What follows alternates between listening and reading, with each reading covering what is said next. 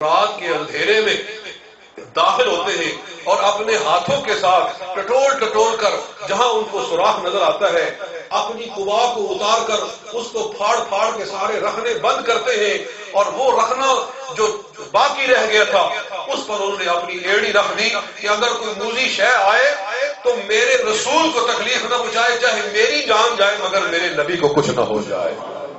جی جو اتنا سچا عاشق ہے مصطفیٰ کا صلی اللہ علیہ وآلہ وسلم، اس کے بارے میں اس طرح کے بہتان لگانے۔ ایک اور بات میں عرض کرتا ہوں، ٹائم بھی چونکہ نہیں ہے اس لیے بالکل ہی اختصار کے ساتھ بات کر رہا ہوں۔ جب رسول پاک کا وصال ہوا اور ابو بکر صدیق خلیفہ بنے تو حضرت فاطمہ الزہرا رضی اللہ تعالیٰ عنہا کے دل میں ایک خیال آیا کہ یہ علاقہ جو تھا فدق کا، یہ ہو سکتا ہے کہ حضور صلی اللہ علیہ وسلم کی ذاتی میراث، مگر وہ ذاتی میراث نہیں تھی۔ حضور صلی اللہ علیہ وسلم اس کے متولی تھے۔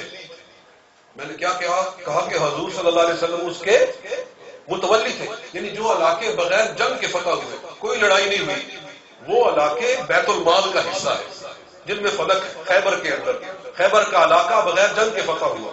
لم یوجف علیہ من خیل ولا رکاب، یہ اصول کافی کے اندر لکھا ہوا ہے کہ اس پر کوئی لشکر کشی نہیں کی گئی، اس پر کوئی گھوڑے نہیں دوڑائے گئے، کوئی جنگ نہیں کی گئی۔ وہ علاقہ فدق کا بغیر جنگ کے حاصل ہوا، اور جو بغیر جنگ کے حاصل ہوتا ہے وہ سارے کا سارا بیت المال کا حصہ ہوتا ہے۔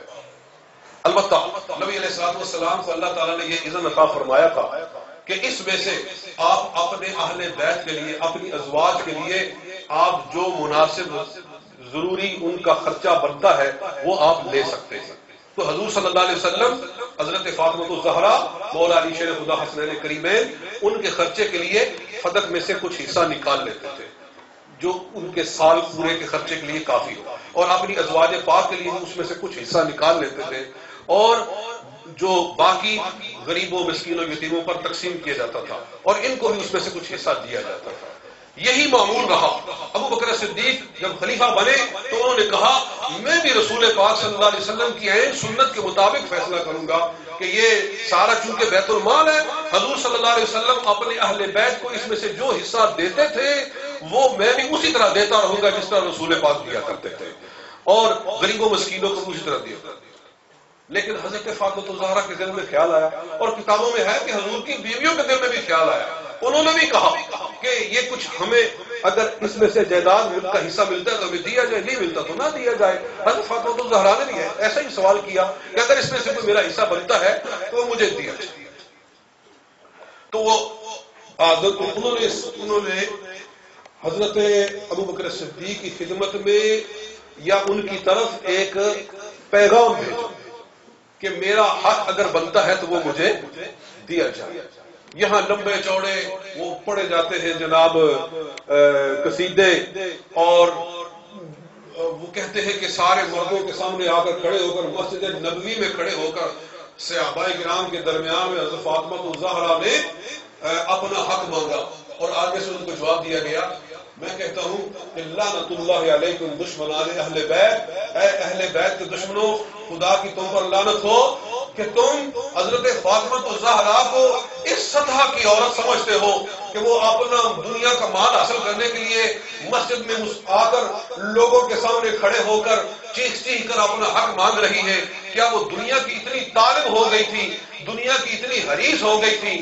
ان کا تو عالم، ان کے پردے کا تو یہ عالم ہے کہ جب ان کا وصال ہوا تو وصال سے پہلے انہوں نے فرمایا کہ رات کے عالم میں میرا جنازہ اٹھایا جائے اور کم سے کم لوگ میرے جنازے میں شامل ہوں تاکہ میرا جنازہ بھی لوگوں کی نظروں سے مخفی رہے۔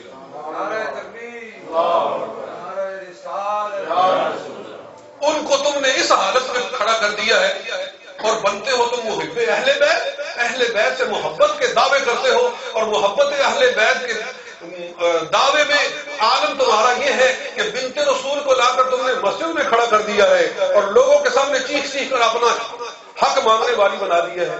اللہ تعالیٰ ہدایت عطا فرمائے۔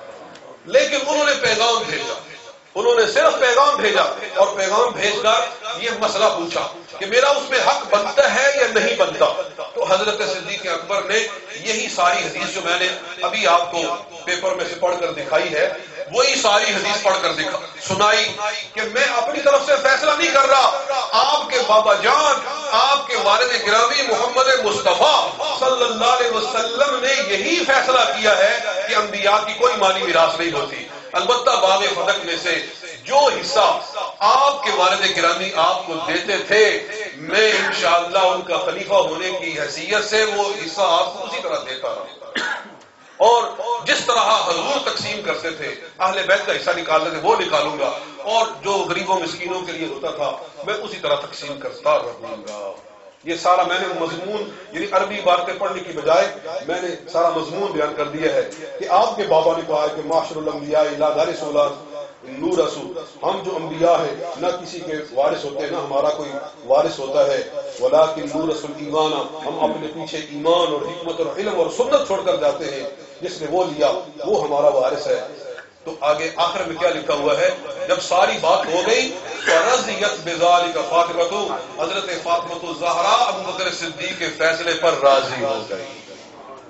جی حضرت فاطمہ خاتون جنت حضرت ابو بکر صدیق کے فیصلے پر راضی ہو گئی.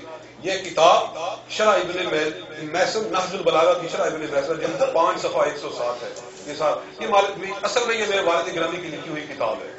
والد صاحب رحمۃ اللہ تعالی نے شیعہ مذہب کے رد میں 15 کتابیں لکھی ان میں سے یہ ایک ہے یعنی ایک والیم ہے. یہ 15 والیمز کا پورا سیٹ ہے.